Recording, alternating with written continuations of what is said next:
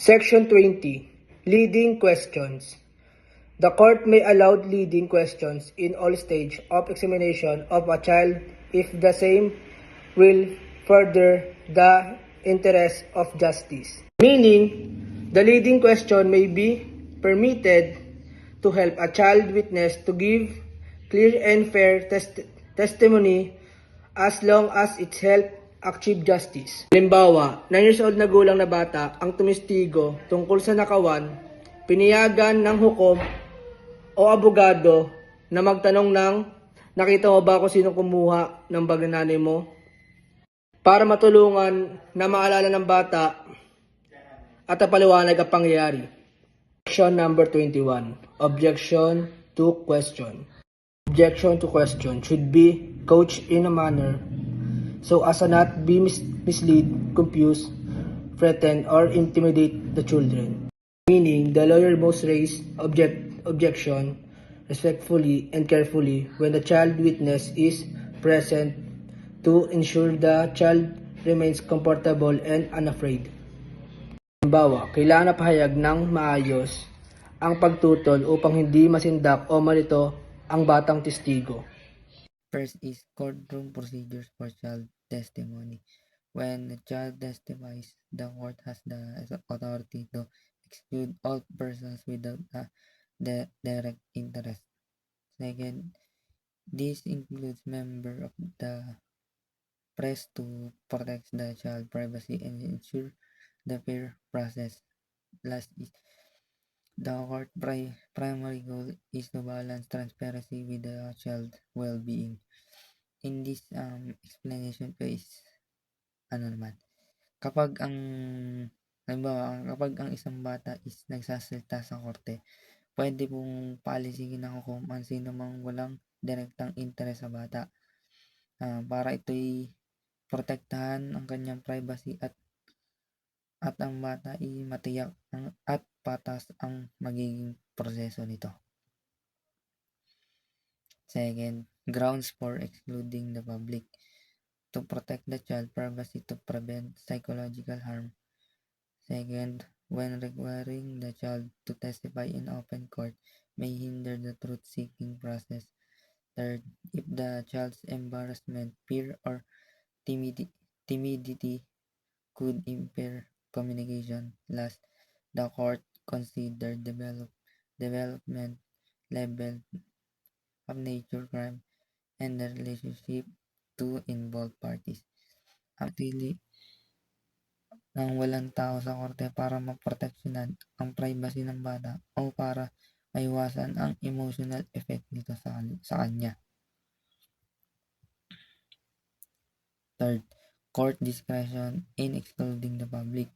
The court may ex officio o motu proprio excluding the public with evidence if evidence is offensive to decency or public morals. On motion of the accused, the court can also exclude the public except for court personnel and parties counsel. Last, ensure the sensitive or inappropriate evidence is handled with decorum and respect for privacy. Hindi sa slide naman is pwede ring alisin ng hukom ang mga pampublikong ng kusa kung ang ebidensya ay hindi angkop o nakakasakit ito sa bata. Kung hihilingin ito ng akusado, pwedeng alisin ng korte ang lahat maliban sa mga kawani at abogado upang mapanatili ang respeto at privacy dito. Last, protecting the child during testimony. The court can order person to not enter or leave during the child testimony. Second, this measure aims to minimize distractions, prevent intimidation, and maintain the integrity of the testimony. Third, ensure the controlled environment conducive to the child's effective communication. Last is, habang ang bata is nagsasalita, pwedeng utusan ng korte na manatili sa labas upang ang mga tao para maiwasan ang istorbo at mapanatili ang seguridad ng mga bata na nagsasalita at matulungan ng bata na makapagsalita ng malaya at malinaw. Section 25, Live television testimony in criminal cases where the child is a victim or a witness. So, sa Tagalog po ay ang pagsaksi ng bata sa kaso sa pamamagitan ng live television. So, ang Section 25 ay tungkol sa pagpapahintulot na kumuha ng testimonya ng isang bata na biktima o saksi sa isang kaso o krimen. Ito ay ginagawa sa pamamagitan ng live television para maiwasan ang matinding trauma o takot na mararamdaman ng bata kung siya ay haharap sa isang akusado o sa maraming tao sa loob ng korte. The prosecutor, counsel, or the guardian ad litem may apply for an order that the testimony of the child be taken in a room outside the courtroom and be televised to the courtroom by live television. So, sinasabi po dito na ang prosecutor, abogado at ang counsel, guardian, sila lamang ang pwedeng humiling sa korte na itala ang testimonya ng bata sa isang hiwalay na silid at itelevise ito ng live sa loob ng korte. So, dito, may iwasan po natin na hindi makitang direkta ng isang bata ang akusado o ang nag-cause sa kanya ng trauma at takot. For the guardian ad litem applies for an order under the section, he shall consult the prosecutor or counsel and shall defer to the judgment of the prosecutor or counsel regarding the necessity of applying for an order in case the guardian ad litem is convinced that the decision of the prosecutor or counsel not to apply will cause the child serious emotional trauma. He himself may apply for an order.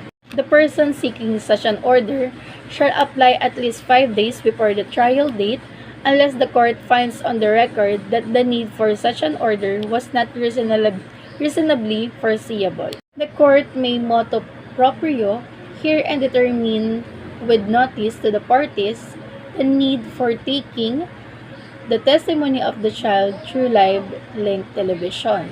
The judge may question the child in chambers or in some comfortable place other than the courtroom in the presence of the support person, guardian, ad litem, prosecutor, and counsel for the parties. The question of the judge shall not be related to the issue at that trial but to the feelings of the child about testifying in the courtroom. The judge may exclude any person, including the accused, who presents or conduct causes fear to the child. The court shall issue an order granting or denying the use of live television and stating the reasons therefore. It shall consider the following factors. So, sinasabi po dito na ang hukom ay maaaring magtanong sa bata sa isang komportableng lugar na dapat kasama ang support person nito, ang guardian, ang piskal, ang abogado ng partido. Ang mga tanong ay dapat tungkol sa kaso at hindi sa nararamdaman ng bata. Maaari din paalisin sa loob ng hukuman ang sinumang taong nagdudulot ng takot sa presensya ng bata sa korte. It shall consider the following factors. This is the first one, the age and level of development of the child, his physical and mental health, including any mental or physical disability, the nature of the alleged abuse, any threats against the child, his relationship with the accused or the adverse party, his reaction to any prior encounters with the accused in court or elsewhere, his reaction to prior to trial when the topic of the testifying was discussed with him by parents or professionals, specific symptoms of stress exhibited by the child in the days prior to the testifying, testimony of experts of lay witnesses, the custodial situation of the child and the attitude of the members of his family, and regarding the events about which will testify, and other relevant factors such as court atmosphere and formalities of the court procedure. Section 26. Screens, one-way mirrors, and other devices to shield child from accuse. Paragraph 8. The prosecutor or the guardian ad litem may apply for an order that the chair of the child or that a screen or other device be placed in the courtroom in such a manner that the child cannot see the accused while testifying. Before the guardian ad litem applies for an order under this section, he shall consult with the prosecutor or counsel subject to the second and third paragraphs of section 25. So this means that the prosecutor or the guardian at the time of the child may ask permission from a court to arrange the courtroom in such a way that the child will not see the accused while testifying or speaking. So the court shall issue an order stating the reasons and describing the approved courtroom arrangement. Paragraph B. If the court grants an application to shield the child from the accused while testifying in the courtroom, the courtroom shall be arranged to enable the accused to view the child. So this statement means that even if the court allows the child witness to be shielded or hidden from seeing the accused, the rights of an accused are still protected. So meaning, pinapayagan ng korte na itagong bata sa harap ng akusado. Nagbibigay siya ng testimonya, and of course, kailangan pa rin makita siya ng akusado, like, for example, through monitor or one-way mirror or live television. Section 27, videotape deposition. Paragraph 8. The prosecutor, counsel, or guardian ad litem may apply for an order that a deposition be taken of this testimony of the child, and that it be recorded and preserved on videotape. Before the guardian ad litem applies for an order under this section, he shall consult with the prosecutor or counsel subject to the second and third paragraph of Section 25A. So this means that the prosecutor, counsel, or guardian ad litem may ask permission from the court to order that the child's testimony on the video, which is called deposition. So sa pamamaraan na to, may iwasan ng batang paulit-ulit na pagtetestimonya sa korte. Paragraph B. If the court find that the child will not be able to testify in open court at trial, it shall issue an order that the deposition of the child be taken and preserved by videotape. So if the court saw the child unable to testify in court, pinapayagan silang kunan na lang ng video recording yung bata. And C, the judge shall preside at videotape deposition of the child. Objections to deposition, testimony, or evidence, or parts thereof, and the grounds for the objection shall be stated and ruled upon at the time of the taking of the deposition. If the court determines that the child is unable to testify in open court during the trial, it may issue an order allowing the child's testimony to be taken and preserved through videotape deposition.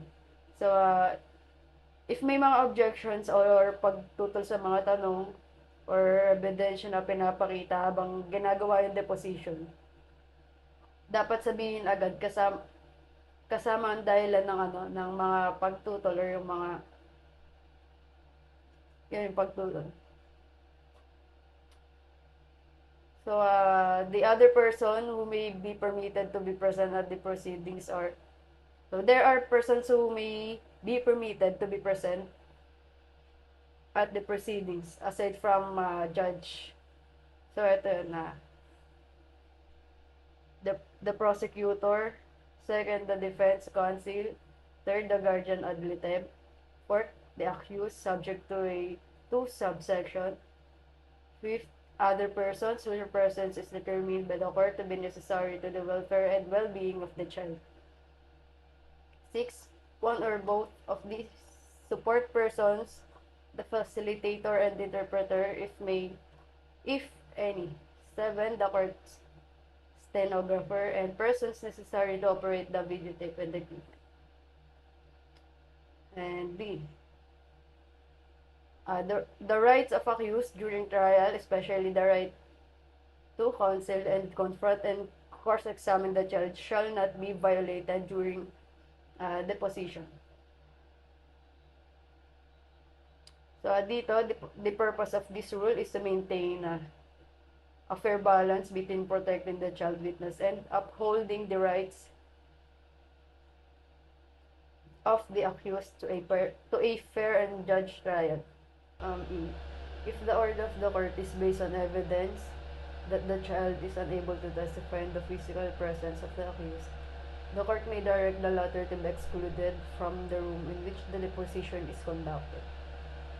In case of exclusion, the court shall order the testimony of the child be taken by live link television in accordance with Section 25 of this rule. So, if the court finds that the child is unable to testify while the accused is physically present in the same room, pwedeng mag-order yung court na palabasin muna yung akusado habang kinukuha na ng video yung bata. So, in that case, the child testimony will be taken through live television or monitor. And also, it is not necessary to that child be able to view an image of the accused. F. The videotape deposition shall be preserved and stenographically recorded.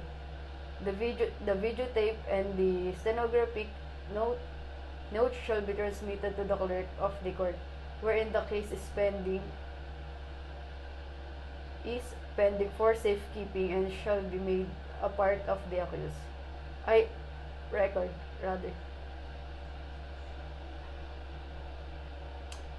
So F. This rule ensures that the child recorded testimony is officially stored as a part of the court record.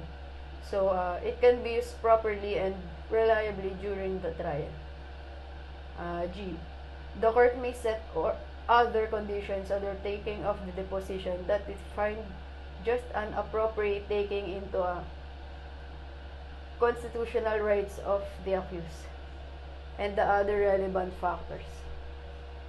So, this means that the court has authority to set additional conditions or rule in taking the child's deposition as long as this fair and appropriate to this situation.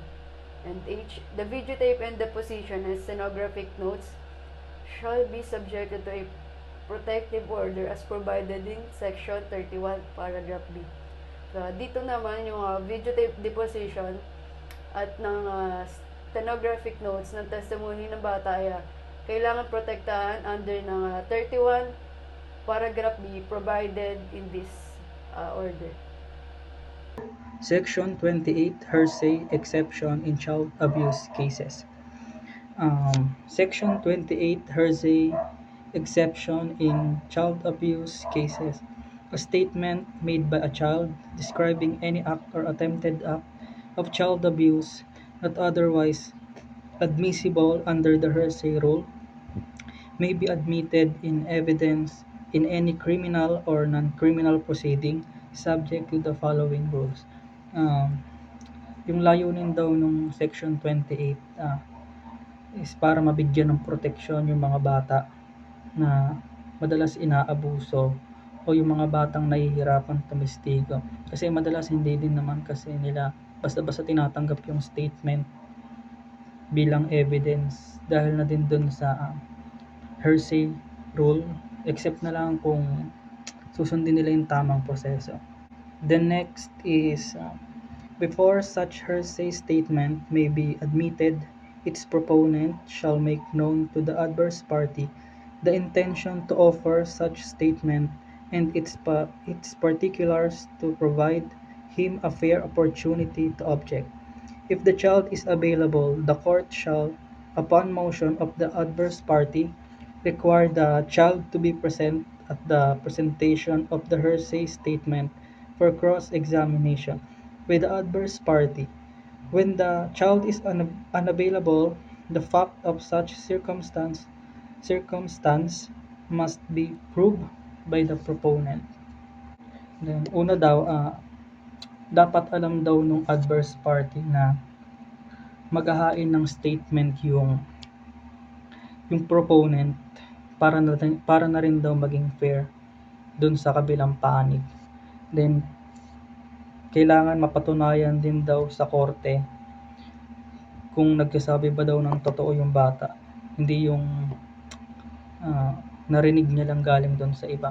Then, kung hindi naman makakaharap yung bata dun sa korte, dapat meron silang magandang reason kung bakit hindi sila makakaharap. Example na lang, nagkasakit yung bata, gano'n, o kaya nagkaroon siya ng mental disorder, o kaya nagkaroon ng trauma, gano'n. The next is, in ruling on the admissibility of such hearsay statement, the court shall consider the time, content, and circumstances thereof, which provide sufficient indicia of reliability. It shall consider the following factors. First is whether there is a motive to lie, the general character of the declarant child, whether more than one person heard the statement, whether the statement was spontaneous, the timing of the statement, and the relationship between the declarant child and witness. Cross-examination could not show the lack of knowledge of the declarant child. The possibility of faulty recollection of the declarant child is remote. And last, the circumstances surrounding the statement are such that there is no reason to suppose the declarant child misrepresented an involvement of the accused. The next is the child witness shall be considered unavailable under the following situations. First is deceased suffers from physical infirmity, lack of memory, mental illness, or will be exposed to severe psychological injury.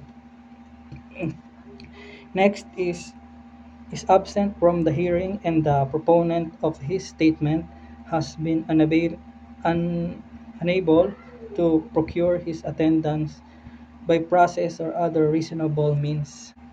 Yon, i-consider lang daw ng court or ng judge kung hindi makakaharap yung bata, kung meron siyang sakit, or kung namatay ba yung bata, o kaya nagkaroon siya ng mental disorder, gano'n, or naging sanhi ba yun ng psychological injury dun sa bata. Yun, tsaka lang nila i-consider na gano'n.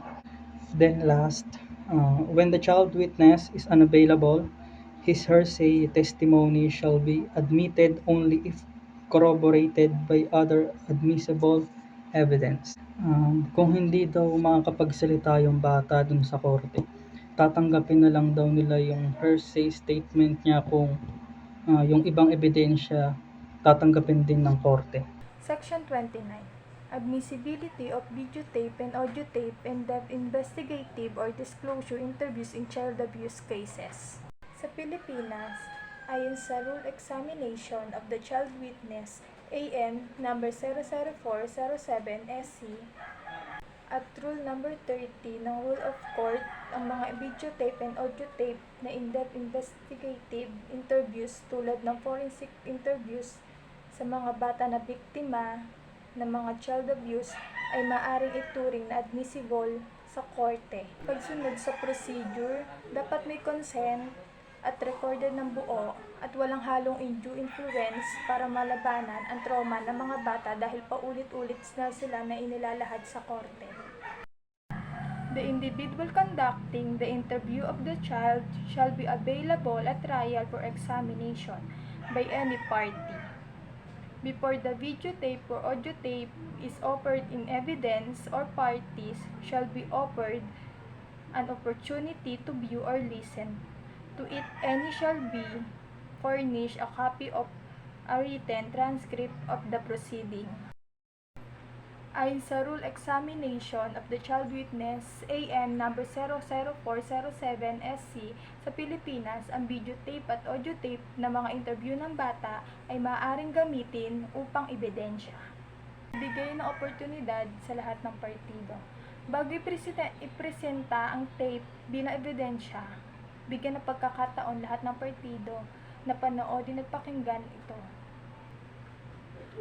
The fact that an investigative interview is not videotape or audiotape is required by this section shall not by itself constitute a basis to exclude from evidence out of the court statement or testimony of the child. It may, however, be considered in determining the reliability of the statement of the child describing abuse. Dito naman po is hindi automatic kung ipabawal ang ebidensya. Ang katotohanang hindi na i-record ng interview tulad ng videotape o audiotape ay hindi sapat na dahilan upang ibasura ang out-of-court statement o testimony ng bata. Section 30. Sexual Abuse Shield Rule. Inadmissible evidence. The following evidence is not admissible in any criminal proceeding involved alleged child abuse. Ayon sa Section 28, Rule on Examination of Child Witness, AM number 00407 SC sa Pilipinas, ang mga sumusunod na ebidensya ay hindi maaaring gamitin sa anumang kriminal na kaso na kinalaman sa alleged child sexual abuse upang protektahan ang bata mula sa irrelevant at prejudicial na informasyon. Exception. Evidence of a specific instance of sexual behavior with the alleged victim to prove that a person other than the accused was the source of semen injury or their physical evidence shall be admissible. File a written motion at least 15 days before trial specifically describing the evidence and stating the purpose for which it is offered, unless the court, for good cause, requests a different time for during or permits filing during trial. Dito naman po is kailangan mag-file sa loob ng korte na sinulat ng motion nang hindi bababa sa 15 araw bago ang trial. Ano nga ba ang nilalaman ng motion? Ang nilalaman ng motion ay dapat itong ilarawan ang ebidensya at ipaliwanag ang layunin nito kung bakit ito inilalahad. Before admitting such evidence, the court must conduct a hearing in chamber and appoint the child, his guardian, enlisting the parties and their counsel a right to attend and be here. Dito naman po is karapatan dumalo at magsalita. Dapat bigyan ng karapatan ng bata, ang kanyang guardian, ang kanyang partido, ang kanyang mga abogado na magsalita o dumalo o magbigay ng opinyon. Last po is hindi sa pilitang testimony ng bata. Hindi mo pwedeng pilitin ng isang bata na tumistigo or sumaksi, maliban na kung siya mismo ang magpahayag. Section 31. Protection of Privacy and Safety. A. Confidentiality of records. This law says that any record or documents about a child must be kept private and confidential. It means hindi pwedeng ipakita or ibigay ang mga document kung walang nakasulat na pahintulot at utos mula sa korte. And only specific people are allowed to see the record. First is members of the court staff for administrative use, only for official or office work. 2. The prosecuting attorney, the lawyer who represent the government. 3. Defense counsel, the lawyer who defends the child of accused. 4. The guardian ad litem, a person assigned by the court to protect the child's best interests. 5. Agents of investigating law enforcement agencies, police or investigator working on this case. And last, other person as determined by the court, only if the court decides it's necessary. B. Protective order. Any videotape or audiotape of a child that is part of the court record. shall be under a protective order that provide as follow. 1. Tapes may be viewed only by parties, their counsel, their expert witness, and the guardian ad litem. 2. No tape or any portion thereof shall be divulged by any person mentioned in subsection to any other person except as necessary for the trial. 3.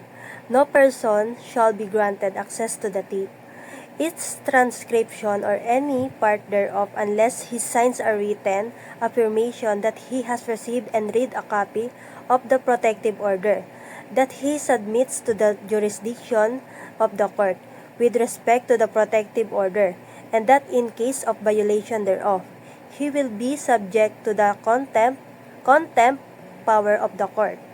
4. Each of the tape, cassettes, and transcript thereof made available to the parties, their counsel, and prospective agents shall be the following cautionary notice. This object or document and the contents thereof are subject to a protective order issued by the court in case title, or case number. They shall not be examined, inspected, read, viewed, or copied by any person, or disclosed to any person, except as provided in the protective order.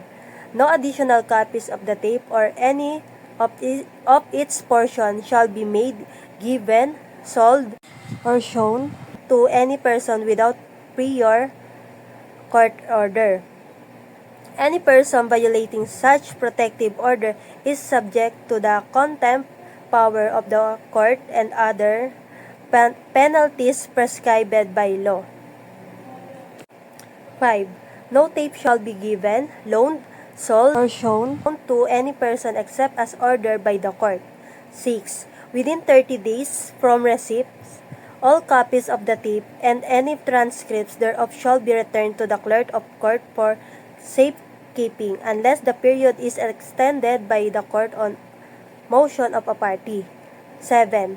This protective order shall remain in full force and effect until further order of the court. C. Additional protective orders. The court may motu proprio or on motion of any party, the child, his parents, legal guardian, or the guardian ad litem, issue additional orders to protect the privacy of the child, meaning the court can issue extra orders to further protect the child's privacy. Dito, maaaring maglabas ang korte ng karagdagang utos upang mas mapangalagaan ang pribadong information ng mga bata. D. Publication of identity contentious. Whoever publishes or causes to be published in any format the name, address, telephone number, school, or other identifying information of a child who is or is alleged to be a victim or accused of a crime or a witness thereof, or an immediate or family of the child shall be liable to the contempt power of the court. Meaning, publishing or revealing a child's personal information is punishable by the court. Dito, ang sino mang magpapublish ng pangalan, tirahan, o iba pang information tungkol sa bata ay maaaring maparusahan ng korte. E. Physical safety of child. Exclusion of evidence. A child has a right at any court proceeding not to testify regarding personal identifying information, including his name, address, telephone number, school, and other information that could endanger his physical safety or his family. The court may, however, require the child to testify regarding personal identifying information in the interest of justice. Meaning, a child doesn't have to share personal information in court if it might endanger them. Dito, may karapatan ng bata na huwag ibunyag ang kanyang personal na information tulad ng name or tirahan, paaralan, kung maaaring itong magdulot ng panganib sa kanya or dun sa kanyang family. F. Destruction of videotapes and audio tapes.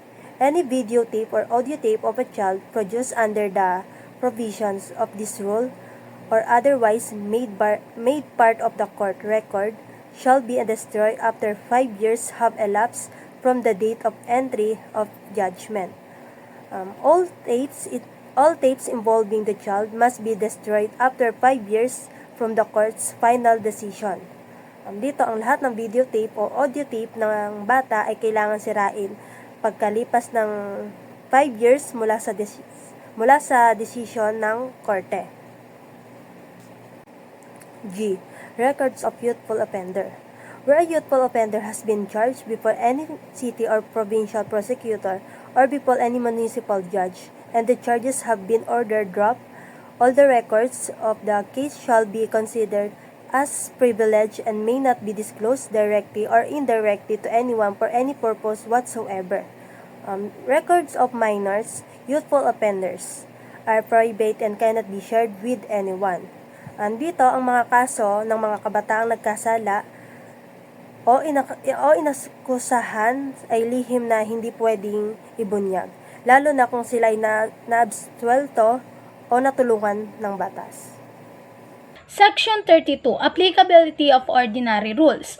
The provisions of the rules of court on deposition, conditional examination of witnesses, and evidence shall be applied in a suppletory character. So, sinasabi daw dito sa section na to,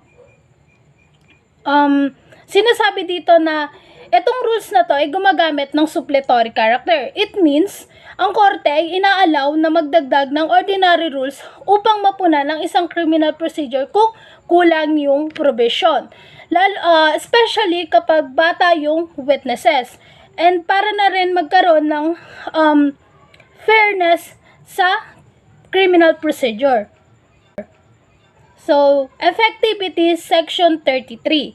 This rule shall take effect on December 15, 2000, following its publication in 2 newspapers of general circulation. So, sinasabi dito is, rule took effect on December 15, 2000 after publication.